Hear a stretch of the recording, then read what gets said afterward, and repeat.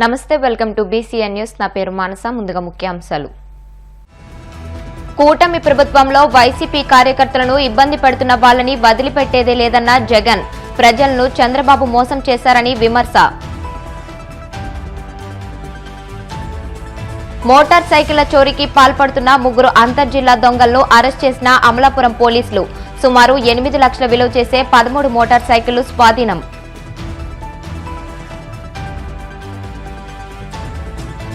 తిరుమల శ్రీవారిని దర్శించుకున్న భారత మహిళా క్రికెటర్ స్మృతి మందన. ఆలయ మర్యాదలతో స్వాగతం పలికిన అధికారులు.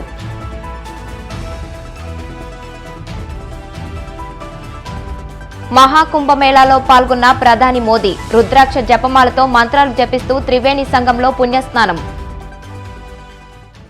ఈసారి జగన్ 2.0ని చూస్తారని, కార్యకర్తల కోసం జగన్ ఎలా పనిచేస్తాడో చూపిస్తానని వైసీపీ అధినేత జగన్ అన్నారు.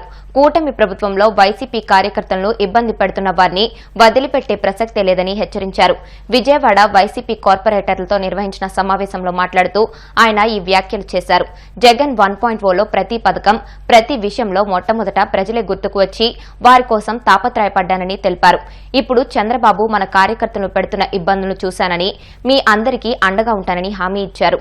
చంద్రబాబు సూపర్ 6లు, సూపర్ 7లని చెప్పి ప్రజలను మోసం చేశారని మండిపడ్డారు. ప్రజల కాలర్ పట్టుకుని నిలదీస్తారనే భయంతో రెడ్ బుక్ రాజ్యాంగాన్ని అమలు చేస్తున్నారని విమర్శించారు.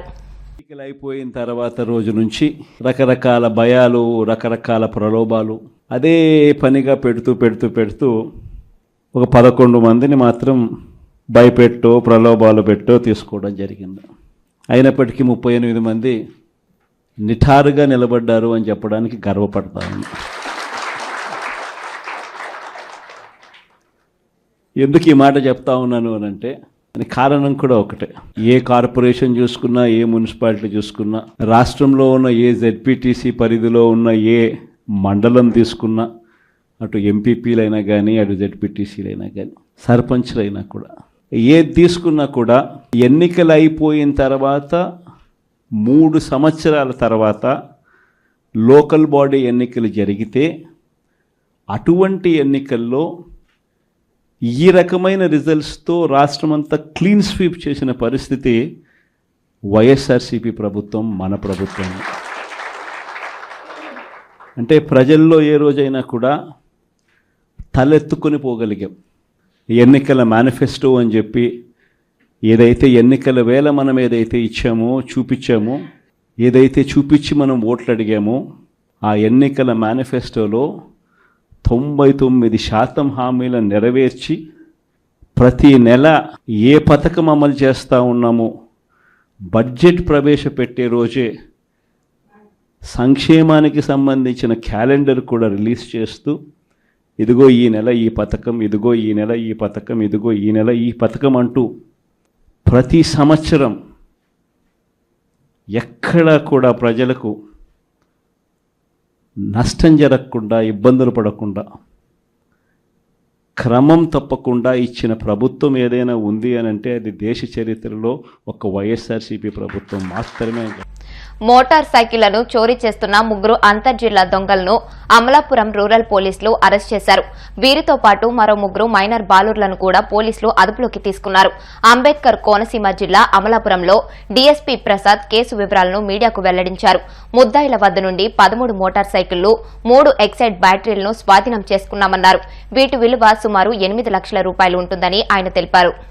కొన్ని బైకుల దొంగతనాలు జరిగినాయి. చేసే వాళ్ళందరూ కూడాను యంగ్స్టర్స్. బాగా వాళ్ళలో మనకి దొరికిన వాళ్ళలో 3 CCLs ఉన్నారు, 3, ఇంకొక 3 వయసు 18 సంవత్సరాలు నిండిన వాళ్ళు ఉన్నారు. సో మొత్తం 6 ముద్దాయిల్ని మేకల హరివీర వెంకట శ్రీరామ్మూర్తి, వీరమల్లు తరుణ్ శశికుమార్, దొంగ లోకేష్ అనే 3 8 సంవత్సరాల నిండిన నేరస్తుల్ని, మరో 3 బాల నేరస్తుల్ని రూరల్ సిఐ గారు ప్రశాంత్ కుమార్ గారిని సారథ్యంలో అమలాపురం తాలూకు SI గారు, క్రైమ్ సిబ్బంది చాలా కృషి చేసి 3ని కూడాను అరెస్ట్ చేయడం జరిగింది. వారి వద్ద నుంచి మొత్తం ఇప్పటివరకు 13 బైక్స్ ని రికవర్ చేయడం జరిగింది. 13 బైక్స్ కూడా Amalapuram taluka police station Allavaram police station, Mummidivaram police station, Amalapuram town police station, Kothapeta police station, Visakhapatnam జిల్లా Kancharapalem police station, Uppalaguptam police station, Ambajipeta police station చెప్పినటువంటి ఈ పోలీస్ స్టేషన్ ఏరియాల్లో దొంగతనాలకి గురి కాబడ్డాయి. సో మనకి ఇటీవల వస్తున్న ట్రెండ్ ఏంటంటే యువకులు వారికి సరైనటువంటి దిశ లేదు, వాళ్ళు అన్నిటికీ రకరకాల వాటికి మత్తులకి బానిసయ్యి వాటి ఖర్చుల నిమిత్తం బళ్ళు దొంగతనం చేయటం, ఎవరొకరికి అమ్ముకోవడం అలవాటు పడ్డారు, వ్యసనాలకు అలవాటు పడ్డారు. కొంత సమాచారం దొరకడంతో పట్టుకోవడం జరిగింది. మరికొంత సమాచారం మరికొంత క్లూస్ కూడా భవిష్యత్తులో రావాల్సి ఉంది. ఇప్పటికీ మాకు దొరికిన వాళ్ళు 6. ఈ 6 త్వరగా కోర్టులో పిల్లలు కూడా దీంట్లో యంగ్స్టర్స్ కూడా చిన్నపిల్లలు కూడా ఉన్నారు కాబట్టి వాళ్ళ నిరసనలు ఉన్నారు కాబట్టి ఇమ్మీడియట్ గా వాళ్ళని మనం కోర్టు పెట్టవలసిన అవసరం. ఈ కేసులో కూడా ఎప్పుడు మనం చెప్తుంది అది నేరం జరిగిందంటే మనకు రికవరీ అవుతుంది. కారణం టెక్నికల్ ఎవిడెన్స్, సీసీ ఫుటేజెస్ మనకి ఎంతసేపు ఈ చాలా ఇంపార్టెంట్. ఎన్ని సీసీ కెమెరాలు పెట్టుకోవడానికి ప్రజలు ఎవరు వెనుకాడకూడదు. సీసీ కెమెరా అన్నది మన కళ్ళ లాంటిది. మనకి కళ్ళు ఎంత ఇంపార్టెంట్. మనం సమాజాన్ని బతుకుతున్నప్పుడు ప్రతి మనిషికి కానీ, ఇంటికి కానీ, ఒక వ్యాపార సంస్థ కానీ, ఒక యూనిట్కి కానీ, ఈవెన్ వెహికల్స్ కూడా మనం 4 వీలర్స్ వెహికల్స్ కూడా కొంతమంది లోపల సీసీ కెమెరాలు పెట్టుకుంటున్నారు బయట కనబడేట్టుగా. ప్రతి చోట ప్రతి వాళ్ళు కూడాను సీసీ కెమెరా అన్నది మనిషికి కళ్ళు ఎంత ఇంపార్టెంట్, బిల్డింగ్కి, సెంటర్కి, రోడ్డుకి సీసీ కెమెరాలు అంత ఇంపార్టెంట్, కళ్ళ లాంటివి. కాబట్టి అందరూ ఇల్లు కట్టుకోవడానికి లక్షలాది రూపాయలు ఖర్చు పెట్టేవాళ్ళు సీసీ కెమెరాలు పెట్టుకోవడానికి కొంత వెనుకడుగు వేస్తున్నారు. అది కరెక్ట్ కాదు. ప్రతి ఒక్కళ్ళు కూడా సీసీ కెమెరాలు పెట్టుకుంటే ఎన్ని సీసీ కెమెరాలు మనం పెట్టుకోగలిగితే మనకి ముద్దాయిలు దొరికే అవకాశం ఉంటుంది. ఈ కేసులో కూడా మనకి అటుగా ఆల్మోస్ట్ అదే క్లూ అని చెప్పాలి. సో కాబట్టి మీ ద్వారా అందరికీ విజ్ఞప్తి చేసేదంటే సీసీ కెమెరాలు దయచేసి విరివిగా పెట్టుకోండి. మా బలవంతం ఏం లేదు, మేము పదే చెప్తుండేది మా బలవంతం అని అనుకునే ప్రమాదం ఉంది. ఖచ్చితంగా కాదు. అది మీకోసమే. మీరు సీసీ కెమెరాలు కనుక మీరు పెట్టుకుంటే ఒకసారి మీరు చూసుకుంటే మీకే సేఫ్టీ అనిపిస్తుంది. మీరు ఆప్షన్స్లో మీరు ఇల్లు ఒకసారి చూసుకుంటూ ఉంటే మీరు ఎక్కడో వెళ్తారు. ఇల్లు చూసుకుంటుంటే మీకు ఎంతో ఒక నమ్మకంగా ఉంటుంది, బాగానే ఉందని. సీసీ కెమెరాలు ఇచ్చే భద్రత చాలా మంచి భద్రత కాబట్టి ఖచ్చితంగా అందరూ సీసీ కెమెరాలు పెట్టుకోవాల్సిందిగా మీ ద్వారా నేను విజ్ఞప్తి చేస్తున్నాను. కాపు ఉద్యమ నేత వైసీపీ నాయకుడు ముద్రగడ పద్మనాభంకు మాజీ మంత్రులు అంబటి రాంబాబు, పేర్ని నాని, కొట్టు సత్యనారాయణ, ఎమ్మెల్సీ తోట త్రిమూర్తులు సంఘీభావం తెలిపారు. కాకినాడ జిల్లా కిర్లంపూడిలోని ముద్రగడ నివాసంలో వారు మీడియాతో మాట్లాడుతూ ముద్రగడ ఇంటి మీదకు అర్ధరాత్రి ఓ వ్యక్తి వచ్చి జనసేన పార్టీ కార్యకర్తను అంటూ బీభత్సం సృష్టించడాన్ని తీవ్రంగా ఖండించారు. 70 ఏళ్ల పైబడిన ఆయన అనేక అవమానాలు తట్టుకుని నిలబడ్డారని, ఆయన ఇంటిపై జరిగిన దాడిని ప్రతి ఒక్కరూ ఖండించాలన్నారు. ఇలాంటి అరాచక ఘటనపై జనసేన పార్టీ అధినేత పవన్ కళ్యాణ్ మౌనవ్రతం వీడి ఖండించాలని డిమాండ్ చేశారు.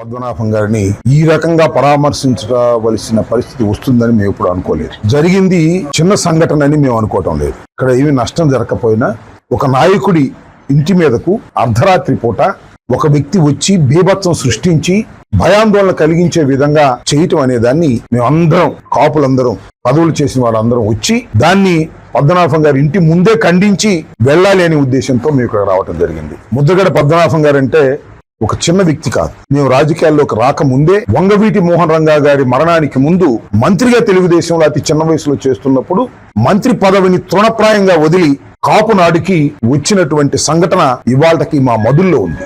ఆ రోజు నుంచి ఈ రోజు వరకు కాపు కులం కోసం పోరాడినటువంటి వ్యక్తి ముద్రగడ పద్మనాభం గారు. కులం కోసం పోరాడి నష్టపోయినటువంటి వ్యక్తిగా నేను భావిస్తున్నా.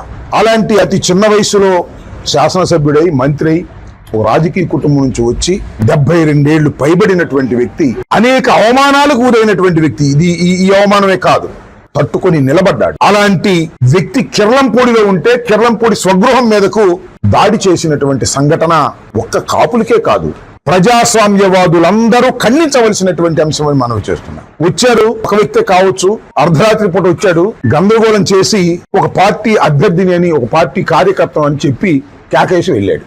ఆ పార్టీ వాళ్ళు ఖండించారు. ఇలాంటి అరాచక సంఘటన జరిగినప్పుడు ఆ పార్టీలో వాళ్ళు ఖండించడం కాదు, అసలు నాయకుడు ఖండించాలని నా కోరిక. ఆయన మౌనవ్రతాన్ని చెడగొట్టాలని కాదు నా ఉద్దేశం. ఎందుకంటే ఇలాంటి సంఘటనలు ఉన్మాదంగా చేస్తుంటే కార్యకర్తలు అన్ని పార్టీల్లో ఉంటారు, నేను కాదను. అధినాయకుడే మాట్లాడితే తప్పలే అని అంటే తాగుతారు, లేకపోతే ఇంకోటి చేస్తారు రేపు. కాబట్టి జై జనసేన అంటే ఆ జనసేన పార్టీ నాయకుడు ఖండించకపోవటం నన్ను బాధ కలిగిందని మనం చేస్తున్నాం. ఇద్దరిని డిమాండ్ చేస్తున్నాం, ఈ సంఘటన మీద మీరు బాధ్యత తీసుకుని ప్రవర్తిస్తారా, ప్రవర్తించరా? మీ పేర్లు చెప్పి మేము ప్రభుత్వం మనిషిని అని చెప్పని ఈ రకంగా కిరాతకాలు చేస్తే, నిన్నటి దాకా పిట్టల ద్వారా కౌరులు చెప్పినటువంటి మీ ఇద్దరు ఈ సమాజానికి ఎటువంటి పరిపాలన మీరు అందిస్తున్నారు? రాబోయే రోజుల్లో వచ్చే ప్రభుత్వాలని ఎలా ప్రవర్తించమని చెప్పి మీరు పాఠం నేర్పుతున్నారు? ఇంతవరకు ఈ రాష్ట్రంలో ఈ రకమైనటువంటి అరాచకాలు ఎక్కడన్నా జరిగినాయా? పాత్రికేయ మిత్రులు అడుగుతున్నారు. 8 నెలలుగా జరుగుతున్న అరాచకాల గురించి కూడా చెప్పండి. దురదృష్టం ఏంటంటే 8 నెలలుగా జరుగుతున్నటువంటి పాత్రికేయ మిత్రులు గుర్తించినటువంటి అరాచకాల మీద బాధ్యత తీసుకున్నటువంటి మంత్రి గాని ప్రభుత్వంలోని పెద్దలు గాని కూటమని చెప్పి ముగ్గురు అంటారు. ప్రధానమంత్రి తరపున వకాల్తా తరపున ఇక్కడ పార్టీ ఉందని చెప్తారు. దేశాన్ని వెళ్తున్నాం అంటారు. డబుల్ ఇంజిన్ అంటారు. మరి మీకు డబుల్ ఇంజిన్లు ఎవరికి కావాలి? ప్రజల సుఖశాంతులతో బతకలేనప్పుడు ఎన్నో సంవత్సరాలు మంత్రులు చేసి శాసనసభ్యులు చేసి 7-10 వయసు వచ్చిన తర్వాత ఈ రకమైనటువంటి విధ్వంసాన్ని, అరాచకాన్ని, అవమానాల్ని భరించాల్సిన స్థితికి ఈ ప్రభుత్వం పరిపాలన సాగిస్తుంటే ఒక్కడ నోరెత్తి సమాధానం చెప్పినోళ్ళు లేరు, బాధ్యత పడినోళ్ళు లేరు. డిమాండ్ చేస్తున్నాం పవన్ కళ్యాణ్ని, చంద్రబాబు నాయుడిని ఈ జరిగినటువంటి ఈ విధ్వంసం మీద, ఈ అరాచకం మీద, ఈ హత్యా ప్రయత్నం మీద ఖచ్చితంగా మీరు బాధ్యత తీసుకుని స్పందించాలి. దీని వెనకాల ఎవడెవడైతే ఉన్నాడో ప్రతి ఒక్కరిని కూడా మీరు కఠినమైన బాధ్యులుగా చేసి కఠిన శిక్ష అనుభవించేలాగా చర్యలు చేపట్టాలని చెప్పని పోలీసుల్ని ఆదేశించాలని చెప్పని డిమాండ్ చేస్తాం. ముద్రగడ పద్మనాభం గారి స్వగృహంలో ఒక రాజకీయ పార్టీకి సంబంధించిన ఒక కార్యకర్త మరి అర్ధరాత్రి వచ్చి ఎవరు ప్రేరేపణ లేకుండా, ఎవరి ప్రోద్బలం లేకుండా అంత ఒక ఉన్మాదిలాగా ప్రవర్తించి అక్కడున్న కారుని ఒక ట్రాక్టర్తో ఢీ కొట్టి విచ్చలవిడిగా అతను ప్రలోభాలు పలికి అన్ని చేశారంటే దీన్ని ఏదో మామూలు యాదృచ్ఛికంగా జరిగిన చర్యగా ఎవరు భావించట్లా. ఎందుకంటే దీని వెనకాల ఏదో ఒక ప్రేరేపణ ఉంది, ఎవరో ప్రోత్సాహం ఉంది, వెనకాల ఎవరో సపోర్ట్ చేస్తున్నారు అన్నది అందరికి విద్యుత్గా అందరికి ఇది తెలిసిందే విషయమే. కానీ వాళ్ళ కూటమి ప్రభుత్వంగా ఉండి రాష్ట్రంలో ఒక పెద్ద మనిషిగా, ఒక పెద్ద ఆయన ఇంటి మీద దాడి జరిగితే ఈ రాష్ట్రానికి సంబంధించిన కూటమిలో ఉన్న పెద్దలు ఎవరు కూడా స్పందించకపోవడం, ఉన్మాదిలాగా అతని మధ్య స్థిమితో లేనివాడుగా చిత్రీకరించే ప్రయత్నం చేయటం అన్నది సమాజాన్ని తప్పు పట్టించే విధంగా ఉంది. దీన్ని మన ప్రజలందరూ ఎలా అర్థం చేసుకుంటారంటే పద్మనాభం గారి ఇంటి మీదే ఇటువంటి దాడి జరిగితే ఇంకా సామాన్య కార్యకర్తలు గాని నాయకుల మీద ఈ ప్రభుత్వంలో ఇటువంటి దాడులు జరుగుతాయన్న ఒక భయాందోళన ఇవాళ అందరిలోనూ ఉన్న పరిస్థితి. దీనికి ఎవరు బాధ్యత తీసుకుంటారు? ఎవరు సమాధానం చెప్తారు? ఏ పార్టీకి సంబంధించిన వ్యక్తిగా వచ్చాడో ఆ పార్టీ అధినేత దీని మీద స్పందించవలసిన అవసరం ఉంది. ఆయన వెనకాల నాకు జాతి అంతా ఉంది, నా కులం అంతా ఉందన్న వ్యక్తి ఒక కుల పెద్ద మీదకు దాడి చేస్తే మరి ఆయన ఇంతవరకు స్పందించలేదంటే అంటే కులాన్ని అవమానించినట్టుగా భావించాలా? ఆ కులంలో ఉన్న పెద్దల మీద ఇంత దాడి జరిగినా కూడా ఏమి మాట్లాడకుండా ఉండడం అన్నది ఆయన వెనకాల ఉన్న వాళ్ళ పెద్దలు ఎవరికైనా ఇబ్బంది కలుగుతుందన్న భావంతో మాట్లాడకుండా ఉన్నాడా? లేకపోతే వాళ్ళ కార్యకర్తలు ఇటువంటి చర్యలకు పాల్పడొద్దు, ఎక్కడ అటువంటి సంఘటనలు జరగకూడదు అని ఒక సందేశ రూపంలో కూడా ఎక్కడ ఇచ్చినట్టుగా ఎక్కడా లేదు. ఈ కూటమి ప్రభుత్వంలోనే జరుగుతున్నాయి.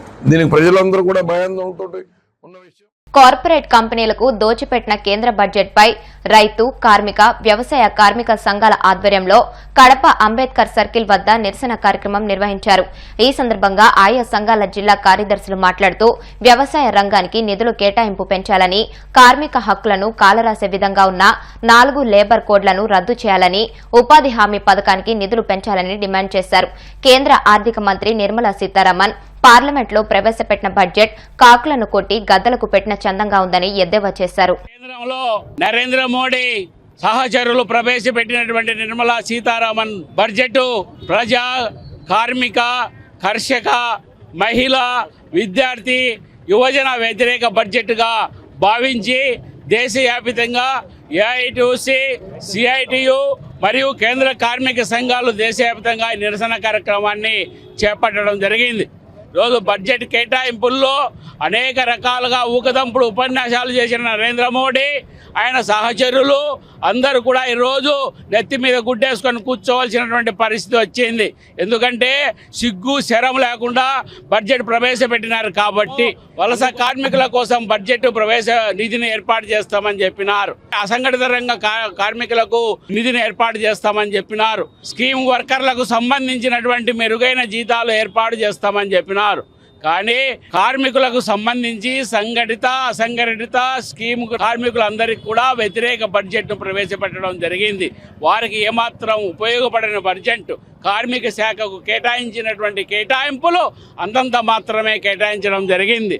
రైతు చట్టాలను రద్దు చేస్తామని చెప్పిన పెద్ద మనుషులు, స్వామినాథన్ కమిషన్ను అమలుపరుస్తామని చెప్పిన పెద్ద మనుషులు, స్వామినాథన్ కమిషన్కు భారతరత్న అవార్డు ఇచ్చినామని చెప్పి జబ్బలు తరుచుకుంటున్నటువంటి నరేంద్ర మోడీ ఈరోజు స్వామినాథన్ కమిషన్ సిఫార్సులు మాత్రం తుంగలో తక్కినటువంటి పరిస్థితి కొనసాగుతూ ఉన్నది.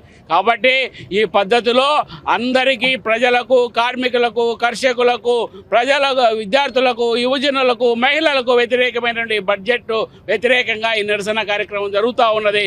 వెంటనే బడ్జెట్ కంక్లూజన్లో మార్పులు చేసి అధిక కేటాయింపులు చేసి సంపన్నులకు అనుకూలం కాకుండా కార్పొరేట్ శక్తులకు బుడిగం చేసే పద్ధతిలో కాకుండా ఈ బడ్జెట్ను ఫైనలైజ్ చేసి రూపకల్పన చేయాలని చెప్పేసి ఈరోజు ఏఐ టు CII మీద కార్మిక సంఘాలు డిమాండ్ చేస్తాం. ఇప్పుడు కాసేపు ప్రకటనలు.